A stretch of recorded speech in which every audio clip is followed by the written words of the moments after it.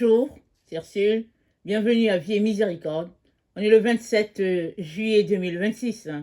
Alors, je viens parler de la vie trop facile. Notre texte se trouve dans Luc 15, le verset 11. À partir du verset 11 jusqu'au verset 24, c'est l'histoire de deux frères où le plus jeune dit à son père, au fait, donne-moi la part qui me revient parce que je m'en vais d'ici. Et la Bible dit que le Père lui a donné ce qu'il a demandé parce que le Père a travaillé toute sa vie pour, n'est-ce pas, nourrir la maison et les serviteurs et tout le monde. Et il avait gardé la part pour chacun de ses enfants. Alors le Père lui a donné la part qui lui revenait comme il le lui a demandé. C'est ça que le Fils a demandé. Il a dit à son Père, donne-moi la part qui me revient. Et il est parti. Et la Bible nous dit que peu de temps après, le jeune, ayant tout ramassé, partit pour un pays éloigné où il dissipa son bien en vivant dans la débauche. Donc voilà, la vie facile, c'est-à-dire avoir l'argent, avoir le luxe, voyager, les hôtels, le plaisir, et puis dépenser et ne se soucier de rien, et le lendemain recommencer encore, et puis la vie où on a plein d'amis. Quand on est dans la débauche, et surtout qu'on a l'argent, on a plein d'amis. Et notre temps, n'est-ce pas, s'apprête à cela. Même ceux-là qui n'ont pas plein d'argent, ils veulent quand même se vautrer dans ce type de vie-là parce que c'est comme un style de vie qui a la mode, c'est le plaisir, c'est le fun, comme les gens disent. Et c'est dit quoi? C'est dit, lorsqu'il eut tout dépensé, je suis dans le verset 14 de Luc 15, une grande famine survint dans son pays, dans ce pays-là. Quand il a tout dépensé, la famine est venue. Est-ce que la famine attendait ce garçon? Non. La famine, n'est-ce pas, ça fait partie des données que nous, en tant qu'êtres humains, n'ont pas contrôlées. Même si aujourd'hui, les différents gouvernements disposent de plein de moyens pour pouvoir, au fait, provoquer des situations inconfortables dans leurs différents pays afin de susciter quelque chose. La famine dont il est question ici, c'est une famine, n'est-ce pas, liée certainement au cycle de la Terre, si bien que personne ne pouvait contrôler cela. Et dans cette situation, cette donnée, n'est-ce pas, incontrôlable de sa part, c'est dit que il se trouvait dans le besoin. Et il commença à se trouver dans le besoin. C'est là qu'il a jugé qu'il fallait avoir de l'argent. Il allait se mettre au service de quelqu'un et il gardait ses porcs. Et pour un Israélien, les porcs, c'est impur. Donc, un Israélien n'a pas de porcs dans son terrain. Mais ce qu'il ne peut pas faire en Israël, il se retrouve à faire ça dans un pays étranger. Et même, il enviait la nature des porcs, mais il ne pouvait même pas avoir cela. Et c'est là qu'il rentra en lui-même. Amen. C'est là qu'il rentra en lui-même, parce que là, il était à sa limite. Et devant cette limite, devant cette barrière, il s'est arrêté pour réfléchir à son sort, à sa vie. Et c'est là qu'il a dit, je veux retourner vers mon Père. Alors souvent, les circonstances de la vie sont telles que on n'a pas le temps de réfléchir à notre avenir. La vie est trop bien. On est dans le luxe, on est dans le plaisir, on est dans l'abondance, la débauche, c'est-à-dire on a des amis partout, c'est-à-dire on ne pense pas qu'un jour ça va venir à manquer. Il n'a pas pensé à ça. Et quand c'est arrivé, une situation de famine, n'est-ce pas, dans tout le pays, là, il s'est rendu compte que même ses amis, là, même tous les amis qu'il avait, aussi, ils étaient dans cette situation de famine. Donc c'est à chacun d'aller trouver une solution à cette situation de famine. Là, il a jugé bon de se trouver de quoi manger. Mais l'histoire ne s'arrête pas là.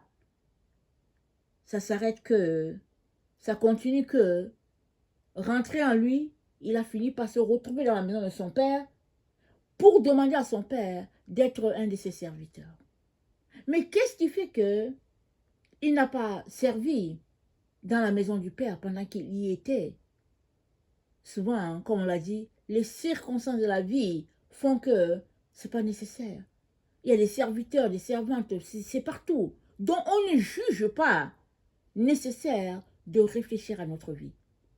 Et Jésus-Christ pointe cela à la génération que nous sommes, alors qu'il parle à l'église de Laodicée, il lui dit, voilà ton problème. Ton problème, c'est que tu n'as besoin de rien. Tu te dis que tu n'as besoin de rien. Même de ton Dieu, tu dis que tu n'as pas besoin de Dieu. Parce que tu as l'argent, parce que tu as l'or, parce que tu as le plaisir, tu as l'abondance, tu as les voyages, tu as tout ce qu'il te faut. Et tu te dis, tu n'as pas besoin de Dieu. Et Dieu te dit, réfléchis encore. Prends le temps pour réfléchir. Parce que, il dit, je te conseille d'acheter chez moi de l'or purifié par le feu. Parce que moi, Jésus, je suis celui qui a établi les principes de la vie. Et la vie que tu mènes dans l'abondance, dans le plaisir, dans le luxe, cette vie-là va te détruire.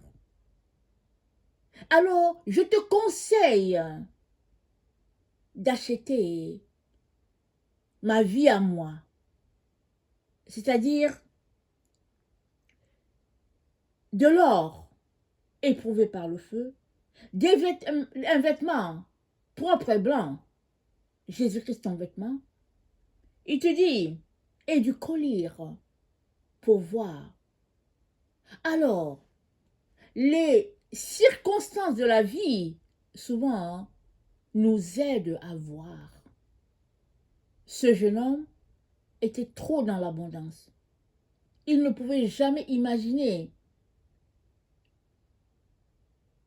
qui se retrouverait à garder les porcs. Mais il y a une donnée qui est venue changer tout le courant de sa vie.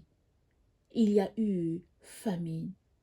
Une donnée incontrôlable par lui. Et c'est là qu'il est rentré en lui.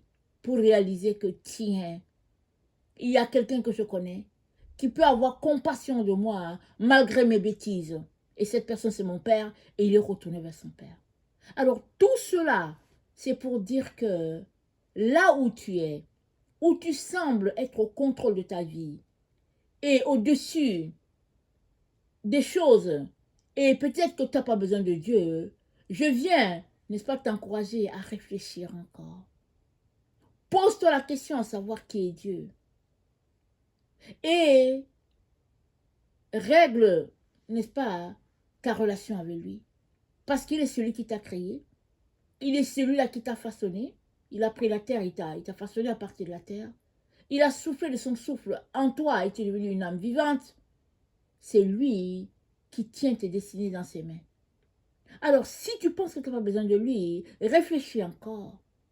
Parce qu'un jour viendra où tu te tiendras devant lui. Ce jour arrive pour tout un chacun. Et certains, ça sera 100 ans, d'autres 120, d'autres 70, etc. Ça dépend des limites que Dieu a établies pour chacun. Mais quand le nombre de tes jours sur la terre seront accomplis, tu te retrouveras à rendre compte à Dieu de ton passage sur la terre. Que lui diras-tu? Voilà pourquoi il est important de haïr la vie facile. La vie où on se prélasse dans les plaisirs. Il est important d'haïr cela. Et de rechercher la présence de Dieu dans tout ce que nous faisons. Et comme Dieu lui-même a dit que l'homme trouvera sa nourriture par la sueur de son front, c'est de comprendre que nous avons besoin, n'est-ce pas, de manger. Et pour manger, tu as besoin de déployer des efforts pour que ce côté de ta vie-là puisse être réglé. Parce que c'est important. Tu as besoin d'être équilibré à tous les niveaux. Oui, les plaisirs sont là. Et Dieu nous a appelés à quitter la vie de plaisir parce qu'elle va nous détruire. Elle va nous fermer les portes des cieux. Parce que qui dit plaisir, dit ennemi de Dieu. Or, Dieu ne veut pas que tu sois coupé de sa présence. Alors il te dit, ne suis pas la voie de la chair. C'est ça la voie du plaisir. Concentre-toi plutôt à chercher ton Dieu, à étudier les Écritures et à marcher sur la voie de l'obéissance. Parce que alors que tu es sur cette voie d'obéissance, l'Esprit de Dieu va te conduire, pas à pas, afin que tu puisses réaliser tout ce que Dieu a prévu que tu devais réaliser sur cette terre. Il est donc important que tu puisses faire les bons choix dès aujourd'hui. Et ça commence pour toi à donner ta vie à Jésus si tu ne l'as pas encore fait. Jésus-Christ, c'est le pont entre Dieu et toi. Alors que tu lui donnes ta vie, tu es en train de dire, Seigneur, j'aimerais que tu sois le maître de ma vie. Et on lui donne la vie comment? On ouvre la bouche pour dire, Seigneur, je te donne ma vie. Voilà, c'est simple que ça. Pardonne-moi mes erreurs, mon incompréhension des choses, et aide-moi, Seigneur, à marcher avec toi dans l'intimité, dans la proximité. Le Seigneur va t'aider. Il va te dire quoi faire, quoi ne pas faire, parce que son esprit est là pour te conduire dans toute la vérité. Les plaisirs sont là sur la terre. Nous sommes la génération où les plaisirs sont acclamés et c'est encouragé de part et d'autre. Mais Dieu te dit, fuis les passions de la jeunesse et recherche la paix avec Dieu. Parce que à la fin, c'est ça la vie. Parce qu'à la fin, tu te tiendras devant Dieu. Que lui diras-tu? Il est donc important que tu fuis la vie facile et que tu te tournes vers ton Créateur.